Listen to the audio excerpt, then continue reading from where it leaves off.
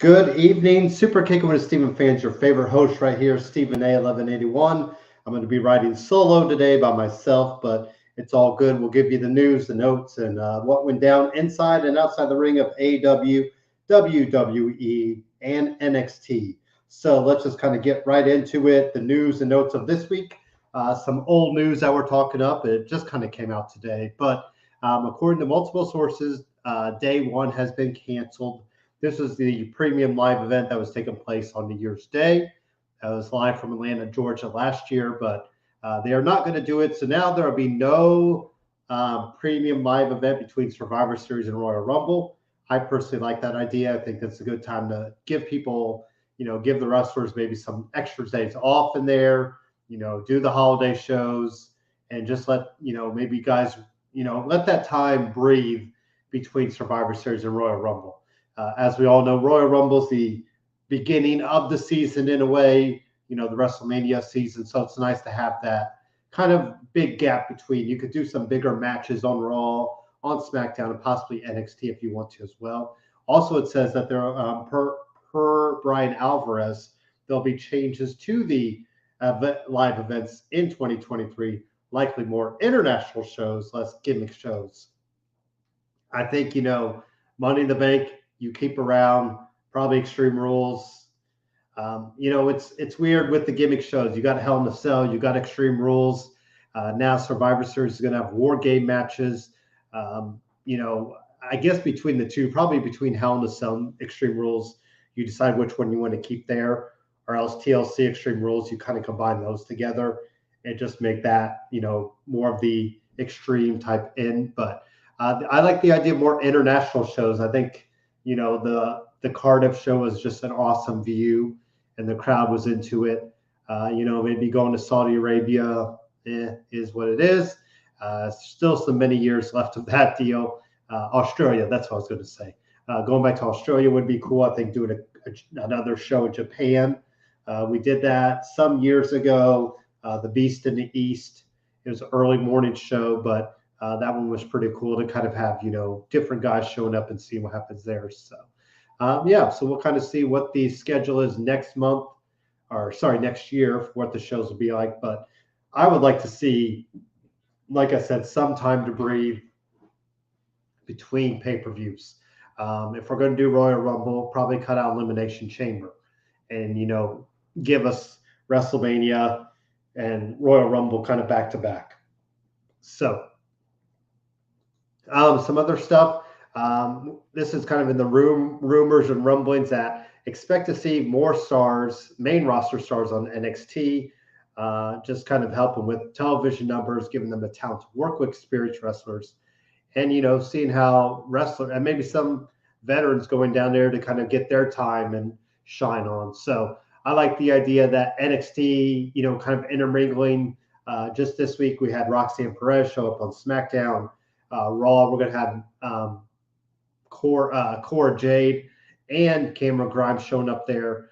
I also think it's important to know who the names are going, because those names jumping from NXT to main roster, definitely keep an eye on those names, because we can already see that WWE is high on Roxanne Perez.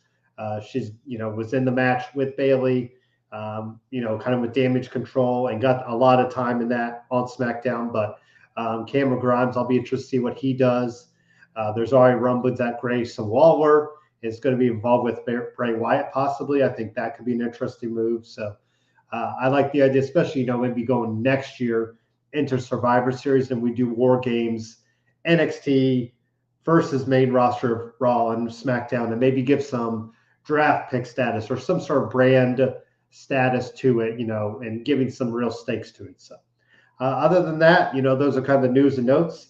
I think we'll take a quick commercial break, see if anybody from our BW Sports Network wants to hop on here and hopefully kind of flesh out the show a little bit more with me and other thoughts on there. So we'll take a quick commercial break and then get right into Raw, SmackDown, and NXT.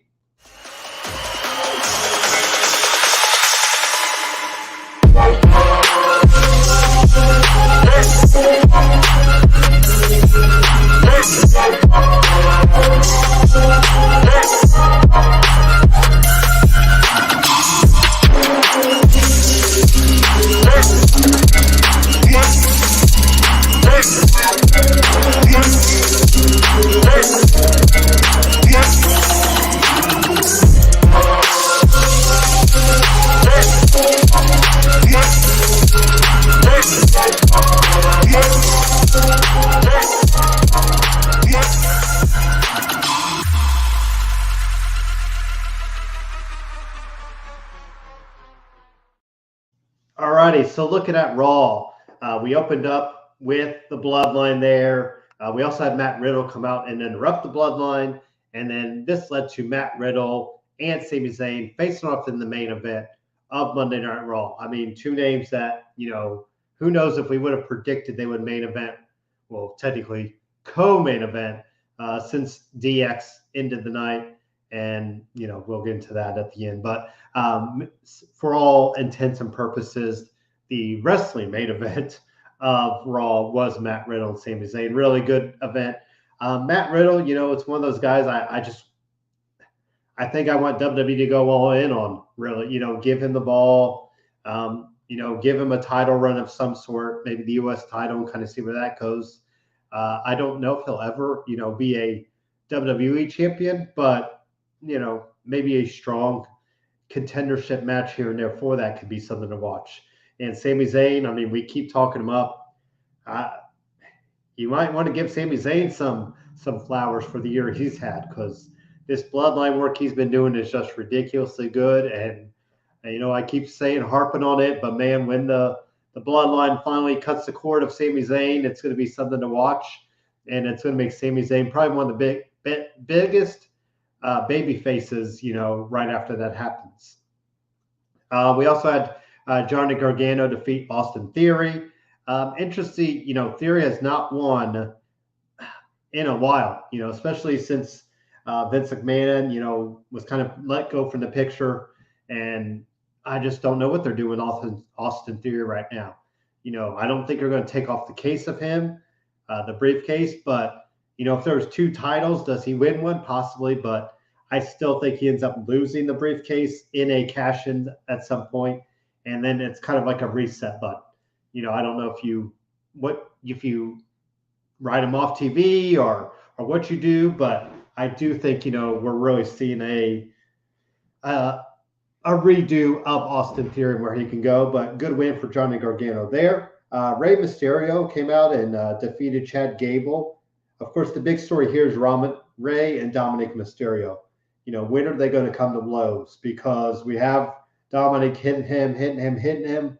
And Rey now has got moved to SmackDown to kind of let that thing breathe. I don't know if you do it at Survivor. Maybe Royal Rumble, we get Rey and Dominic. I don't know if you could hold it out to WrestleMania. You probably could. And that might be where the big money match is going to happen. But, do you want to just keep playing this? Will he won't? And I think that is why we move Rey to SmackDown. So you can let Dominic maybe, brag about that, and Dominic run his mouth enough till Rey has to confront him down the road. Like I said, early next year, maybe at Royal Rumble or possibly WrestleMania.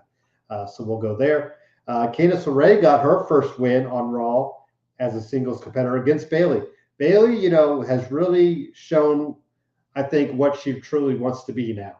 This veteran that I think will pick up wins here and there, will also be able to be used to let other girls go over her as well. But, still in that main event picture as well when she needs to be. So I think Bayley's being the best used right now ever since she came back from her injury. Damage Control did take out Candice LeRae afterwards. And also Bianca Belair tried to make the save. She got taken out as well. So we'll see, does Candice LeRae keep picking up wins? I don't think they're all in on her yet. I think, this was a good win for her. I don't think it means much in the long run right now. So, Dexter Lumis, of course, came out and interfered in the Miz's birthday celebrations. So the big story there will be Dexter Lumis, the Miz, with a contract on the line for Dexter Lumis. So if Lumis wins, he's on, or if Miz loses, Dexter Lumis is signed. If Miz wins, Dexter Lumis is gone. But I think we could see, do you maybe let Lumis win at a pay-per-view, at Survivor Series and, let that happen? I don't think so. I think Lumis just wins, or DQ or something. There's probably a way to keep Lumis signed, and he'll probably use the Miz's hand to sign his contract or something like that. So also we saw the return of Carl Anderson and Luke Gallows. They helped the AJ Styles, because we've said all along, who's going to help AJ. And I thought, well, there's only two guys. Carl Anderson, of course, has made it very public he would never, ever come back unless he needed another pool or something like that. So money talks, as they say, and they're back. I think the bigger story that people are going with is what woman will kind of help even the sides, with the OC right now. Because right now, there's not many women that I think will fit that role. If you're just kind of looking for a female to kind of combat Rhea Ripley. So I guess Bianca Belair, if you want Rhea to kind of, put herself in the title picture, would be a good idea. But other than that, yeah, it's just kind of hard telling who will be that woman to kind of step into the role that Beth Phoenix does. Right now, Edge is going to go film off a show. I think that's why you wrote off Beth as well. I think we got to fit it. We got to revisit that, though. Beth and Edge against Rhea Ripley and Finn. Probably Royal Rumble time. And, let that be a big money match for them. We also saw Seth Rollins finally, get his first title in 900 some days, almost 3 years, 2.5 years or 3 years that Seth, and like we said, Seth has been putting on the heck of a match, load the past year and year and a half or so. I mean, Seth has really stepped up his game, and this is probably the best. Him and Bailey are right there as these, everything that they're doing is working, and they're being used the best that they need to be. So the big story, of course, or the other story as well, was Brock Lesnar taking out Bobby Lashley. So now we're probably going to get Bobby Lashley and Brock Lesnar at Crown Jewel with no titles on the line, just, two hosses beating each other up, which I think makes sense for those two guys. But it'll be interesting to see what Seth does with the U.S. title there. The end of the night saw DX back. There we go on that. I'll just, I'll say this in regards to that. And as I'm rocking a Wayne's World hat, yes, nostalgia is deep with me. But when you look at the idea that DX, did they need to close out the night? Probably not. Maybe have them at the beginning of the night, especially since nothing came of it. I don't know who would have been.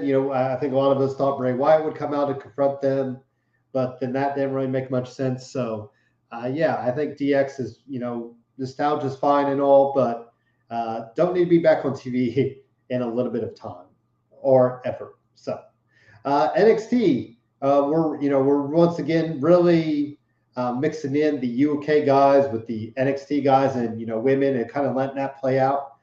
Braun Breaker got a good win in his lead up to Halloween Havoc, which will be next Saturday night.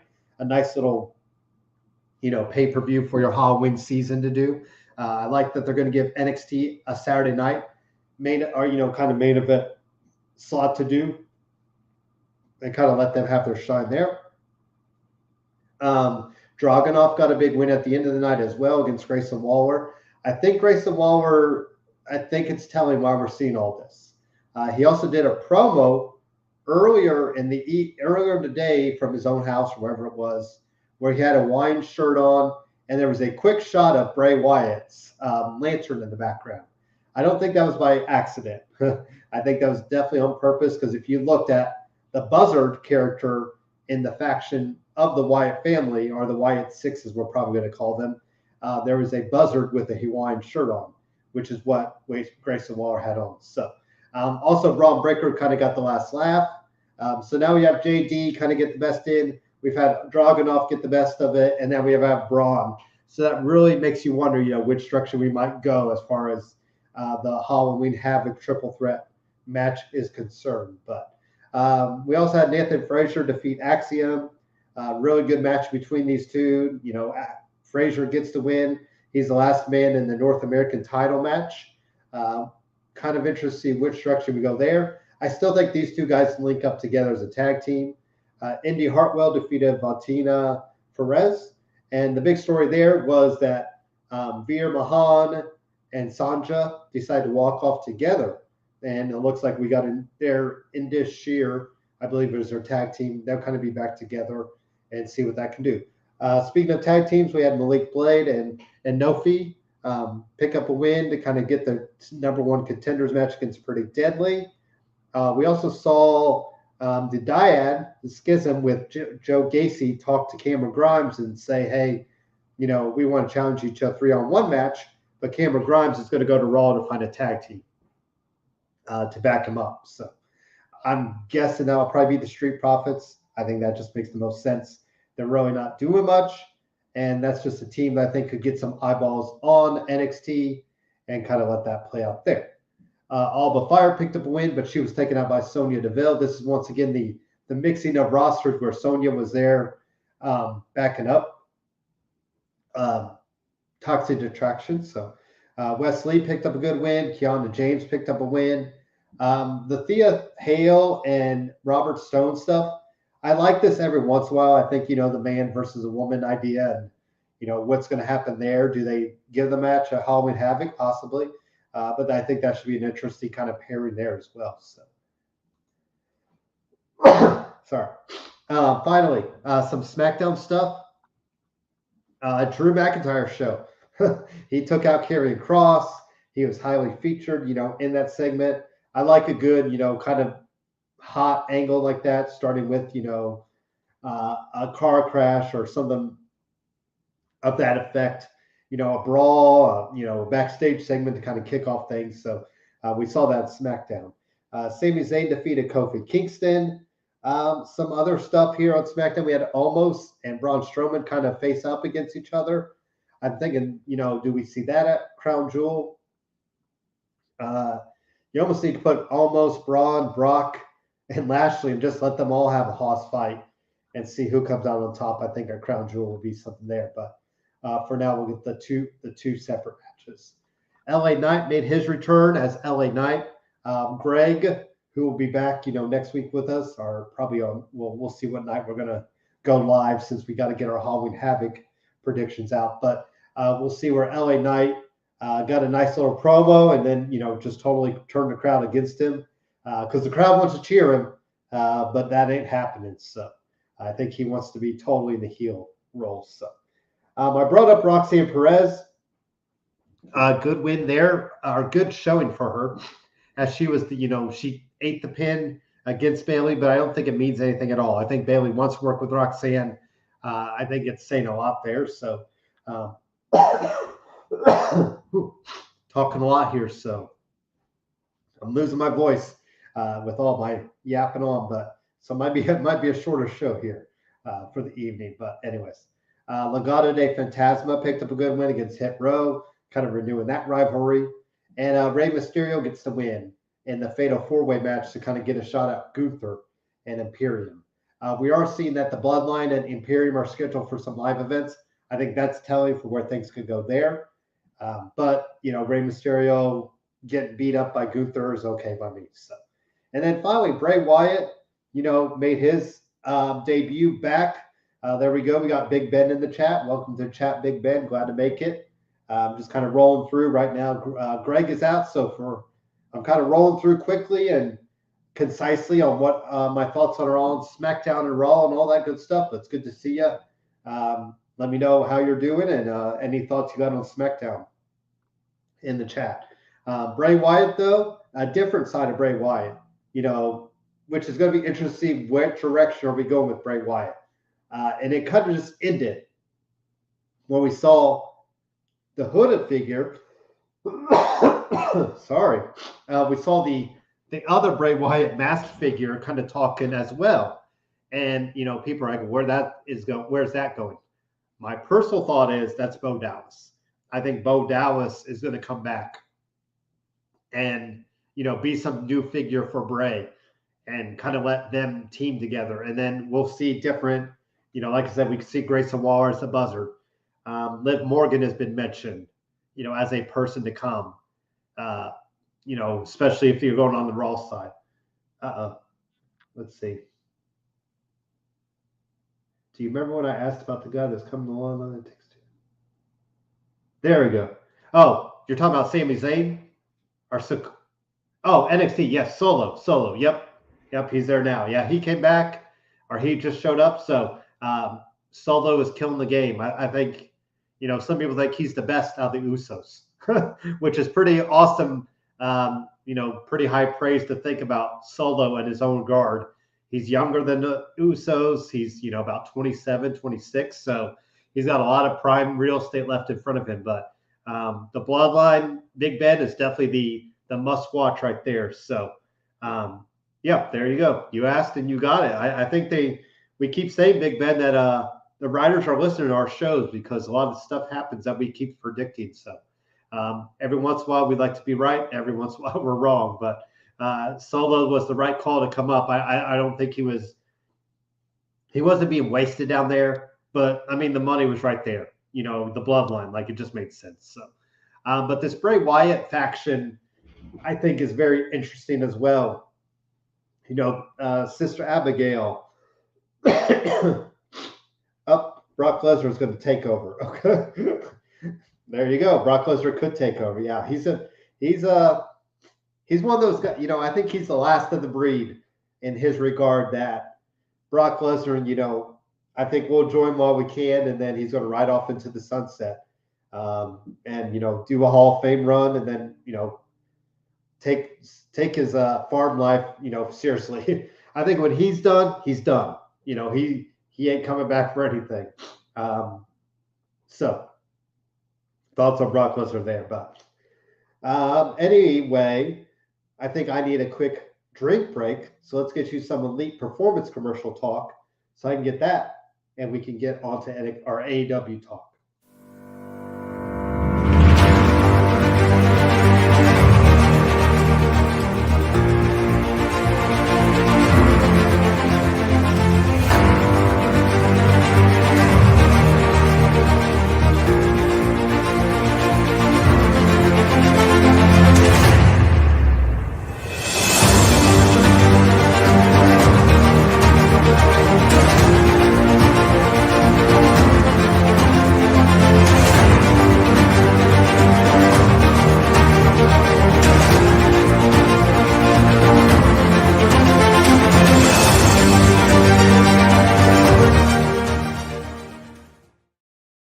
AEW talk. So we finally don't have any backstage drama to talk up.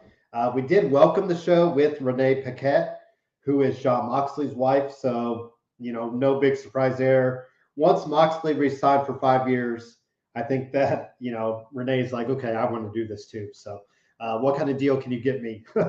And she's going to be, backstage commentator.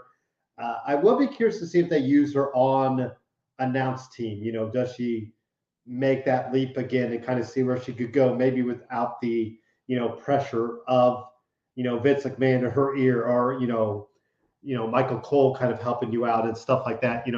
Maybe she could kind of more be herself and kind of grow into that role better. But I think for now, doing backstage stuff for Renee is fine. And maybe they do think of some backstage show they could give her, kind of like we did with, Talking SmackDown in WWE. But we started the show hot with Jungle Boy Jack Perry and Luchasaurus.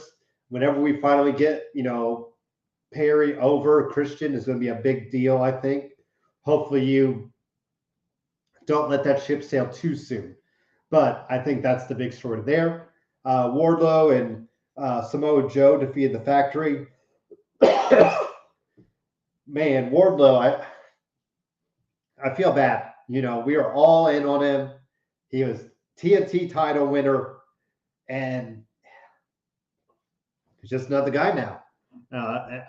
Same could be probably said about Samoa Joe.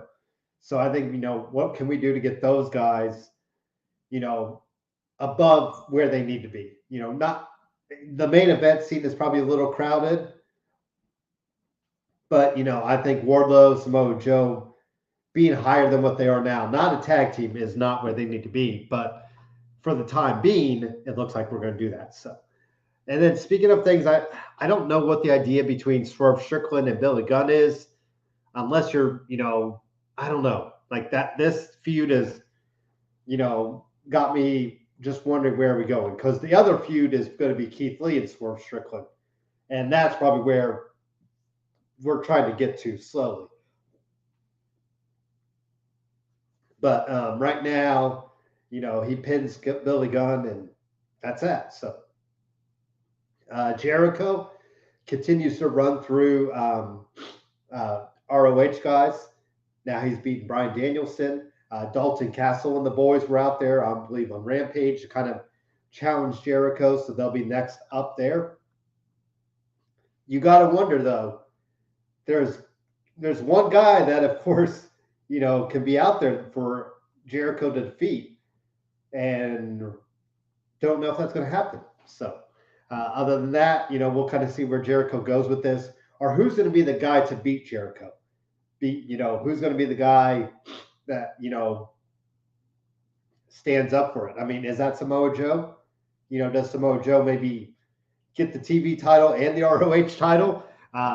Because, right now, CM Punk is the guy that is going to be the, you would like for Jericho to go after, but he's the heart and soul of, ROH for a little bit.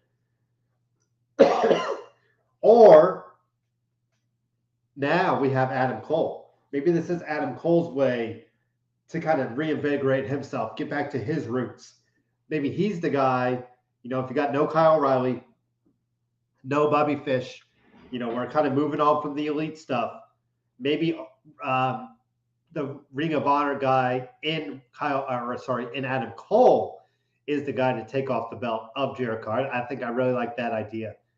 Jericho keeps calling out guys, and Adam Cole, boom, makes his return. Maybe comes out to his ROH theme, and then defeats Jericho, maybe at Evolution or Winter is Coming or something like that, and let Adam Cole be the face of ROH as it reinvigorates itself, re-energizes itself, and I think that would help him out as well. Because right now, until obviously he's hurt or injured of some sort, but you got to wonder, where's Adam Cole going to go? So, Sheeta and Tony Storm defeated Britt Baker and Jamie Hayter. The big story will be next for Tony and Akira to face off against each other. Oh, I'm so sorry. This is not a good night tonight. Then finally, Orange Cassidy got the monkey off his back, got the 0 off his championship title, our championship match run. He's our new All-Atlantic champion. I'm so happy to see it. It took me a little bit to get an Orange Cassidy, but man, the people love it, and there's just something about him. He just does it all. So he's our new champion. We'll kind of see where things go there. We are going to end the show here because, as you can tell, my voice is not going to last this long. So sorry you don't get the great tones of me in my usual broadcasting voice, but just finishing up here. Blackpool Combat Club. They might as well be the main event, the opening match for Rampage lately, because I feel like they're always opening matches for there. But they picked up a win. Nyla Rose is still the TNT champion, TBS champion on the women's side of things, but eventually Jade will get that back from her. Ethan Page, the firm now officially has private parties contracts and Matt Hardy's contracts. I'm kind of mixed about this idea. It is a storyline, yes, but I don't know. It just kind of rubs me the wrong way. And FTR and Sean Spears picked up a win, only to be confronted by some former ROH champions in Matt Taven and Mike Bennett and Maria Kanellis. So we are getting the original Kingdom kind of going after FTR now. So funny how we integrate. There's been a lot. Now it's like, ROH and AEW, it's almost like a mixture of both. Whereas ROH wasn't featured at all, now it's really at the forefront, I think, of AEW. So, I wonder if that's just where we're going to go forward, and then maybe once in a while we'll get a pay-per-view dedicated to ROH. But last call. I'm going to drink more water because that's what I need right now. So sorry for the short and sweet episode today, but as you can tell, this is not going to make it tonight. So thank you for watching. Enjoy the evening and have a great night.